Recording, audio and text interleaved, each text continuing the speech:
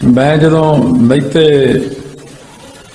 1980 81 82 ਦੇ ਵਿੱਚ ਇੰਚਾਰਜ ਰਿਹਾ ਸੀ।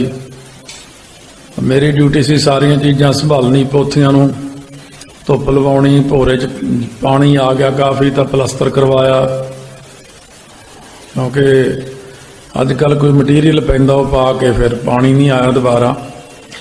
उदों एक कापी लभी सी संतां दी हथ लिखत, उहदे विच इह लिखिया होया सी भी जिहड़ा कोई सिख दरबार साहब जाके एक सुखमनी साहब का पाठ करदा है उन्होंने 51 पाठां जिन्ना फल मिलता। फल का फर्क है, जिहड़ा श्री अकाल तख्त साहब ते करदा उन्हें इन्ना फल, जिहड़ा श्री पंजां तख्तां ते करदा इन्ना फल मिलता। ताइयों माधवी रिखी नूं ब्रह्मा जी ने कहा सी तू 5 लाख वारा उम्र क्यों मंगदा? वो कहण लग्या इस करके मंगदा कि मैं 5 लाख वारा तपस्या करनी है। ब्रह्मा जी कहण लगे तेनों एक स्थान दसदे आ, वो सामने जिथे बेरियां ही बेरियां ने, इत्थे ताइयों इन्नियां बेरियां ने, दुख भंजनी बेरी, बाबा बुढ़ा जी दी बेर, लाची बेर, इत्थे बेरियां ही सी बहुत ज्यादा।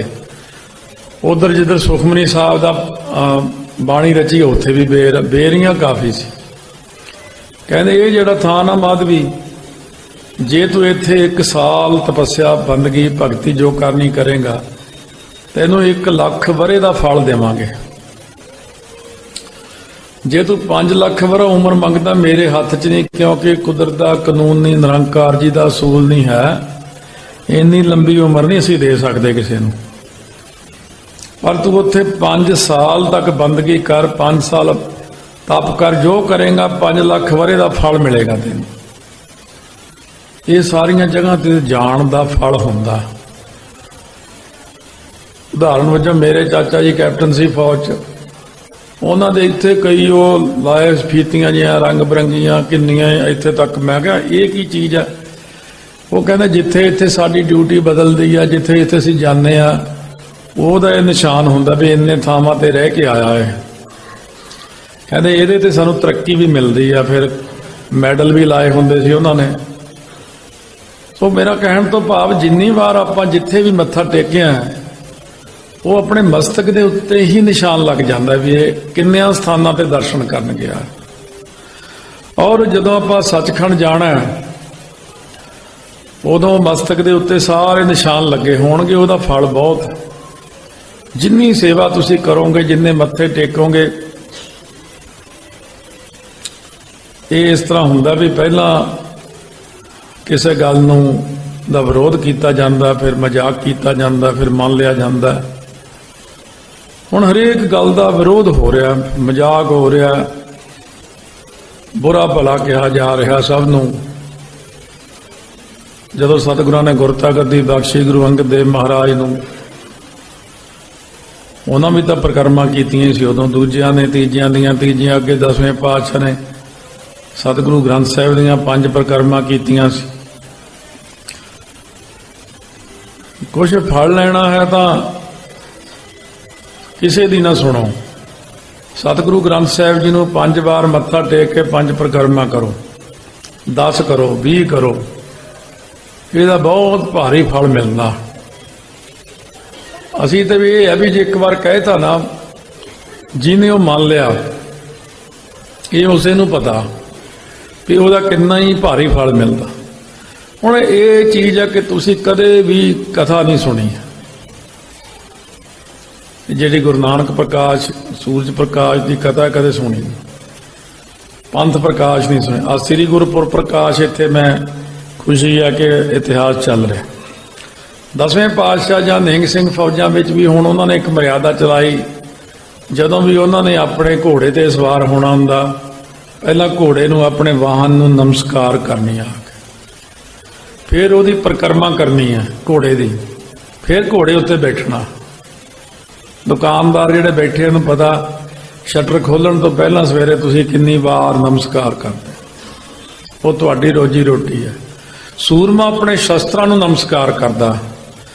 सतगुरु सच्चे पातशाह ने देखो श्री आनंदपुर साहब शस्त्र उत्ते सुशोभित किए, आप गुरु ग्रंथ साहिब जी बाहर प्रकाश में, श्री अकाल तख्त साहब ते मंजी साहब उपर है, ਉੱਥੇ ਸ਼ਸਤਰ ਪ੍ਰਕਾਸ਼, ਪਰੇ ਮਹਾਰਾਜ ਦਾ ਪ੍ਰਕਾਸ਼। ਮੈਂ ਇਸ ਗੱਲ ਨੂੰ ਮੰਨਦਾ ਵੀ ਮਹਾਰਾਜ ਸਤਿਕਾਰ ਕਰਦੇ, ਸ੍ਰੀ ਹਜ਼ੂਰ ਸਾਹਿਬ ਬੜਾ ਉੱਪਰ ਸਾਰੇ ਸ਼ਸਤਰ ਸਜਾਏ ਹੋਏ ਨੇ, ਸਤਿਕਾਰ ਹੈ। ਪਰ ਮਨ ਵਿੱਚ ਆਉਂਦਾ ਸੀ ਵੀ ਠੀਕ ਹੈ, ਠੀਕ ਹੈ, ਸਭ ਕੁਝ ਠੀਕ ਹੈ, ਪਰ ਦਿਲ ਦੇ ਅੰਦਰ ਇੱਕ ਅੱਧਾ ਕੋਈ ਕੁਐਸਚਨ ਖੜਾ ਰਹਿੰਦਾ ਇਸ ਗੱਲ ਬਾਰੇ। ਜਦੋਂ ਸਤਿਗੁਰੂ ਮਹਾਰਾਜ ਜੀ ਕਪੂਰ ਇੱਥੇ ਗਏ, ਕੋਟਕਪੂਰੇ, ਇੱਕ ਪੂਰਾ ਸੀ ਚੌਧਰੀ ਜਦੋਂ ਮਹਾਰਾਜ ਜੀ ਕੋਲ ਆਇਆ, ਸਤਿਗੁਰਾਂ ਨੇ ਆਪਣੇ ਪਲੰਗ ਦੇ ਨਾਲ ਇੱਕ ਪਲੰਗ ਹੋਰ 1.25 ਫੁੱਟ ਉੱਚਾ ਥੱਲੇ ਇੱਟਾਂ ਰੱਖ ਕੇ ਕਰਵਾ ਕੇ ਚਾਦਰ ਪਾ ਕੇ, ਇੱਕ ਚੌਰ ਗੁਰਾਂ ਨੂੰ ਹੋ ਰਹੀ, ਇੱਕ ਚੌਰ ਸ਼ਸਤਰਾਂ ਨੂੰ ਹੋ ਰਹੀ ਸੀ। ਕਪੂਰਾ ਕਹਿੰਦਾ ਸ਼ਸਤਰਾਂ ਨੂੰ ਇਹ ਤੇ ਚੌਰ ਹੋ ਰਿਹਾ, ਉੱਤੇ ਕੱਪੜਾ ਪਾਇਆ, ਇਹਨਾਂ ਨੂੰ ਕਿਹੜਾ ਮੱਖੀਆਂ ਬਹਿਣੀਆਂ ਆ ਕੇ। ਬੋਲਣ ਦਾ ਆਪਣਾ ਹੁੰਦਾ ਢੰਗ ਤਰੀਕਾ, ਮਿਠਾਸ ਨਹੀਂ ਹੈ। ਮਹਾਰਾਜ ਸੱਚੇ ਪਾਤਸ਼ਾਹ ਨੇ ਕਿਹਾ, ਫਿਰ ਕਹਿੰਦੇ ਕਈ ਵਾਰ ਤੇਰੇ ਵਰਗੇ ਮੂਰਖ ਆਦਮੀ ਨਾ ਆ ਤੂੰ ਏਡਾ ਚਾਦਰਾ ਜਿਹਾ ਬੰਨਿਆ ਮਿੱਟੀ ਉਡਾਉਂਦਾ ਆ ਰਿਹਾ, ਸ਼ਸਤਰਾਂ ਤੇ ਮਿੱਟੀ ਪੈਂਦੀ। ਮਹਾਰਾਜ ਜੀ ਕਹਿੰਦੇ ਇਹੀ ਸ਼ਸਤਰਾਸ ਕਿਰਪਾਨ ਖੰਡੋ ਖੜਗ ਤੁਪਕ ਤਬਰ ਅਰ ਤੀਰ ਸਾਹਿਬ ਸਰੋਹੀ ਸਾਹਿਥੀ ਯਹ ਹਮਾਰੇ ਪੀਰ, ਇਹ ਸਾਡਾ ਸਭ ਕੁਝ। ਉਦੋਂ ਇੱਕ ਗੁਰਾਂ ਨੇ ਬਚਨ ਕਿਹਾ ਜਿਹੜਾ ਆਮ ਬੰਦਾ ਨਹੀਂ ਪਕੜ ਕਰਦਾ। ਬਹੁਤ ਜਦੋਂ ਅਸੀਂ ਇਤਿਹਾਸ ਨੂੰ ਵੀ ਪੜ੍ਹਦੇ, ਮੈਂ ਕਈ ਚੀਜ਼ਾਂ ਫੇਰ ਦੁਬਾਰਾ ਪੜ੍ਹਦਾ, ਫਿਰ ਤੀਜੀ ਵਾਰ ਪੜ੍ਹਦਾ, ਫਿਰ ਕੁਛ ਨਾ ਕੁਛ ਮਿਲਦਾ। ਬਾਣੀ ਦੀ ਤੁਕ ਨੂੰ ਵੀ ਕਈ ਵਾਰੀ 5-5 ਵਾਰ ਪੜ੍ਹਦੇ ਆ। ਉਹ ਬਾਰ-ਬਾਰ ਪੜ੍ਹਨ ਨਾਲ ਵਿੱਚੋਂ ਅਰਥ ਹੋਰ ਸਪਸ਼ਟ ਹੁੰਦਾ। ਮਹਾਰਾਜ ਨੇ ਬਚਨ ਕੀਤਾ ਕਪੂਰਿਆ, ਇਹ ਜਿਹੜੇ ਸ਼ਸਤਰ ਨੇ ਨਾ, ਇਹ ਅਕਾਲ ਪੁਰਖ ਦਾ ਸਰਗੁਣ ਰੂਪ ਨੇ। ਇੱਕ ਰੂਪ ਅਸੀਂ ਧਾਰਿਆ, ਗੁਰੂ ਨਾਨਕ ਸਾਹਿਬ ਨੇ ਧਾਰਿਆ, ਆਪ ਨੂੰ ਤਾਂ ਕਹਿੰਦੇ ਹੀ ਸੀ। ਇੱਕ ਰੂਪ ਮੇਰਾ ਹੈ ਸ਼ਬਦ, ਇੱਕ ਰੂਪ ਹੈ ਸਾਡਾ ਸ਼ਸਤਰ ਨਿਰੰਕਾਰ ਜੀ ਦਾ, ਇੱਕ ਰੂਪ ਹੈ ਖਾਲਸਾ ਸਾਡਾ। ਇਸ ਕਰਕੇ ਇਹ ਸਾਡੇ ਰੂਪ ਨੇ, ਇਹ ਸਾਡਾ ਸ਼ਸਤਰ ਨਿਰੰਕਾਰ ਜੀ ਦਾ ਸਰਗੁਣ ਰੂਪ ਹੈ, ਤਾਂ ਇਹਨਾਂ ਨੂੰ ਅਸੀਂ ਨਮਸਕਾਰਾਂ ਕਰਦੇ ਹਾਂ। ਸਤਿਗੁਰੂ ਸ਼ਸਤਰ ਲਿਆਉਣ ਤੇ ਬਹੁਤ ਪ੍ਰਸੰਨ ਹੁੰਦੇ ਸੀ। ਤਾਂ ਤੇ ਸਤਿਗੁਰੂ ਮਹਾਰਾਜ ਸੱਚੇ ਪਾਤਸ਼ਾਹ ਨੇ ਹਮੇਸ਼ਾ ਪ੍ਰਕਰਮਾਂ, ਨਗਾਰੇ ਦੀਆਂ ਪ੍ਰਕਰਮਾਂ। ਦੇਖੋ ਮੈਂ ਜਦੋਂ ਕਥਾ ਕੀਤੀ ਇੰਨੇ ਸਾਲ, 1974 ਤੋਂ ਲੈ ਕੇ ਮੈਂ ਸੁਣੀ ਲਗਭਗ 80 ਤੱਕ, ਫਿਰ ਆਪ ਵੀ ਕੀਤੀ 2-3 ਵਾਰ ਪਟਿਆਲੇ। ਉਹ ਸਾਰੀ ਕਥਾ ਹੌਲੀ ਹੌਲੀ ਇੱਕ ਤਰ੍ਹਾਂ ਨਾਲ ਯਾਦ ਬਣ ਜਾਂਦੀ ਹੈ। ਸਤਿਗੁਰੂ ਮਹਾਰਾਜ ਸੱਚੇ ਪਾਤਸ਼ਾਹ ਨੇ ਕਥਾ ਦੇ ਵਿੱਚ ਵੀ ਜਦੋਂ ਗੁਰੂ ਸਾਹਿਬ ਆਉਂਦੇ ਸੀ, ਜੇ ਤਖਤ ਸਾਹਿਬ ਤੇ ਵੀ ਸੁਸ਼ੋਭਿਤ ਹੋਣਾ, ਪਹਿਲਾਂ ਆਪ ਮੱਥਾ ਟੇਕਣਾ ਆ ਕੇ। ਕਿਸੇ ਨੇ ਪੁੱਛਿਆ, ਮਹਾਰਾਜ ਤੁਸੀਂ ਤਖਤਾਂ ਦੇ ਮਾਲਕ ਹੋ, ਤੁਸੀਂ ਤਖਤ ਨੂੰ ਮੱਥਾ ਟੇਕਦੇ ਹੋ ਆਪ? ਕਹਿੰਦੇ ਨਹੀਂ, ਇਹ ਸਾਡਾ ਨਹੀਂ, ਇਹ ਗੁਰੂ ਨਾਨਕ ਦੀ ਗੱਦੀ ਹੈ। ਮੈਂ ਗੁਰੂ ਨਾਨਕ ਦੀ ਗੱਦੀ ਨੂੰ ਪਹਿਲਾਂ ਆ ਕੇ ਮੱਥਾ ਟੇਕਦਾ। ਮੈਨੂੰ ਯੋਗ ਕੀਤੋ ਹੀ ਮੈਨੂੰ ਉਹਨਾਂ ਯੋਗ ਬਣਾਇਆ, ਬਿਠਾਇਆ। ਅਸੀਂ ਤਾਂ ਅੱਜ ਵੀ ਉਹਨਾਂ ਦੇ ਸੇਖੀ ਹਾਂ। 9 ਸਰੂਪਾਂ ਨੇ ਕਦੇ ਨਹੀਂ ਕਿਹਾ ਅਸੀਂ ਗੁਰੂ ਹਾਂ। ਉਹ ਕਹਿੰਦੇ ਅਸੀਂ ਗੁਰੂ ਨਾਨਕ ਸਾਹਿਬ ਮਹਾਰਾਜ ਗੁਰੂ ਨੇ, ਬਸ ਸਤਿਗੁਰ ਤਾਂ ਉਹੀ ਨੇ। ਜਦੋਂ ਵੀ ਸਤਿਗੁਰਾਂ ਨੇ ਕੋਈ ਬਚਨ ਕਰਨਾ, ਸਤਿਗੁਰ, ਬਸ ਮੇਰਾ ਸਤਿਗੁਰ ਗੁਰੂ ਨਾਨਕ ਸਾਹਿਬ। ਗੁਰੂ ਨਾਨਕ ਸਾਹਿਬ ਨੇ ਜਦੋਂ ਵੀ ਬਚਨ ਕੀਤਾ, ਉਹ ਕਹਿੰਦੇ ਮੇਰਾ ਸਤਿਗੁਰ ਨਿਰੰਕਾਰ ਹੈ। ਨਿਰੰਕਾਰ ਜੀ ਮੇਰੇ ਸਤਿਗੁਰ ਨੇ, ਉਹਨਾਂ ਨੇ ਮੇਰੇ ਤੇ ਬਖਸ਼ਿਸ਼ ਕੀਤੀ ਆ। ਉਹਨਾਂ ਦੇ ਸਤਿਗੁਰ ਨੇ, ਗੁਰੂ ਨਾਨਕ ਸਾਹਿਬ ਉਹਨਾਂ ਦੇ ਸਤਿਗੁਰ ਨੇ, ਉਹਨਾਂ ਨੇ ਸਾਡੇ ਸਾਰਿਆਂ ਤੇ ਕਿਰਪਾ ਕੀਤੀ ਹੈ। ਇਸ ਕਰਕੇ ਇਹ ਜਿਹੜੇ ਦਿਨ ਨੇ, ਇਹਨਾਂ ਦਿਨਾਂ ਦੇ ਵਿੱਚ ਜਿੰਨੀ ਵੀ ਬਾਣੀ ਪੜ੍ਹ ਹੋ ਜੇ, ਦਸਮ ਦੀ, ਗੁਰੂ ਗ੍ਰੰਥ ਸਾਹਿਬ ਮਹਾਰਾਜ ਦੀ, ਜਪਜੀ ਸਾਹਿਬ ਦੇ ਪਾਠ, ਸੁਖਮਨੀ ਸਾਹਿਬ ਦੇ, ਜਾਪ ਸਾਹਿਬ ਦੇ ਪਾਠ ਹੋ ਜਾਣ। ਚਾਤਰੀ ਸੰਤ ਹੈ ਪ੍ਰਸਾਦ ਗੋਬਿੰਦੇ, ਮੁਕੰਦੇ ਉਦਾਰੇ ਪਾਰੇ, ਹਰੀਆਂ ਕਰੀਆਂ ਨਿਰਨਾਮੇ ਅਕਾਮੇ। ਇਹ ਬੇਨਤੀਆਂ ਤਾਂ ਕੀਤੀਆਂ ਵੀ ਰਾਤ ਤੇ ਥੋੜੇ ਲੇਟ ਹੋ ਗਏ ਕਰਕੇ ਟਿਕਾਓ ਜਿਹਾ ਘੱਟ ਬਣਿਆ। ਅੱਜ ਦਾ ਉੜ ਜ਼ਿਆਦਾ ਸੀ, ਪਰ ਅੱਜ ਮੈਂ ਬੇਨਤੀ ਇਹੀ ਕੀਤੀ। ਸਿੰਘ ਕਹਿੰਦੇ ਪ੍ਰਸੰਗ ਵੀ ਇੱਦਾਂ ਸੁਣਾਓ, ਇੱਦਾਂ ਸੁਣਾਓ। मैं कहूँ टाइम ही नहीं हुंदा जे तुहानू किते सूरज प्रकाश की कथा इत्थे सुणावां ना जंग दी, तुसीं आखोगे भी असीं कदे सुने ही नहीं इहो जिहा कुछ।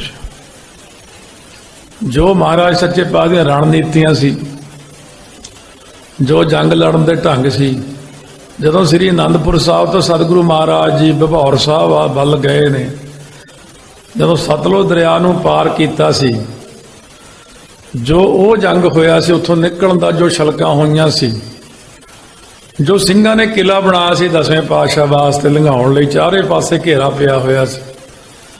साध संगत तो इस तरह हुंदा जिवें शिप हुंदा पानी वाला जहाज, ਸਿੰਘ ऐ खड़े से इत्थों लैके इदां फिर इदां इदां फिर इदां एक जहाज बना के विचाले 10वें पातशाह घोड़े ते सी।